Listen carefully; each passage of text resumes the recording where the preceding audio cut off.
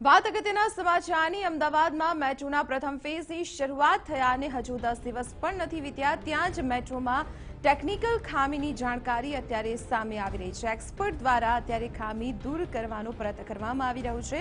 Metro train ચાલુ થયા બાદ ખામી સર્જાવાની આ બીજી ઘટના ઘટી છે। આપણે જણાવી દઈએ કે 5મી માર્ચના રોજ વડાપ્રધાન નરેન્દ્ર મોદીએ મેટ્રોને લીલી ઝંડી આપી તેનું પ્રસ્થાન કરાવ્યું હતું। અમદાવાદમાં મેટ્રોના પ્રથમ ફેઝને લોકોમાં ઉત્સુકતા પણ જગાવી હતી અને તેના માટે જાહેર જનતા માટે 10 દિવસ માટે મફત મુસાફરી પણ છે। તેમાં આટલા દિવસની અંદર બીજી વખત ટેકનિકલ ખામી સર્જાઈ છે। વિગતો મેળવીએ સંવાદદાતા પ્રતીક જાદવ પાસેથી। પ્રતીક, હજુ મેટ્રો ચાલુ થયાને 10 દિવસ પણ નથી થયા અને બીજી વાર ટેકનિકલ ખામી, આખરે શું કારણ અપાઈ રહ્યું છે?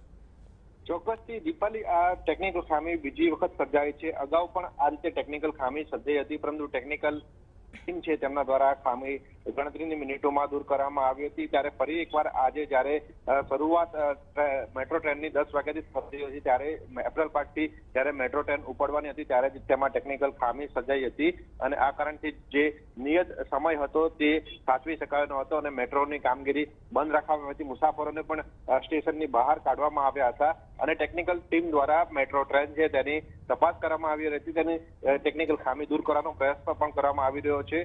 મહત્વનું છે કે 10 દિવસ માટે મેટ્રોની જે મુસાફરી છે તે મફત રાખવામાં આવી છે। 10 થી 4 મુસાફરી ફ્રીમાં કરી શકાય છે। ત્યારે 10 વાગે એપ્રિલ પાર્કથી મેટ્રો ટ્રેન છે જે વસ્ત્રાલ સુધી પહોંચતી હોય છે, પરંતુ આજે ટેકનિકલ ખામી સર્જાવાના કારણે મેટ્રો ટ્રેન વસ્ત્રાલ જઈ શકી ન હતી, જેના કારણે મુસાફરો જે ટ્રેનમાં બેસવા માટે આવ્યા હતા તેમને લાંબો સમય રાહ જોવો પડી રહ્યો હતો। હાલ જે મેટ્રોના જે અધિકારીઓ છે તે કહી રહ્યા છે કે જે ખામી હતી તે દૂર કરવામાં આવી રહી છે, પરંતુ જે મુસાફરો ત્યાં હાલ હજી પણ રાહ જોઈ રહ્યા છે કે ક્યારે મેટ્રોની જે ખામી છે તે ખરેખર દૂર કરાશે અને જે મુસાફરો પ્રતિક, આભાર માહિતી આપવા બદલ। તો આપને જણાવી દઈએ મેટ્રો ટ્રેનમાં થોડાક સમય માટે ટેકનિકલ ખામી સર્જાઈ છે। જોકે મેટ્રો શરૂ થયાને 10 દિવસ પણ પૂર્ણ નથી થયા ત્યાં બીજી વાર ટેકનિકલ ખામી સર્જાઈ છે।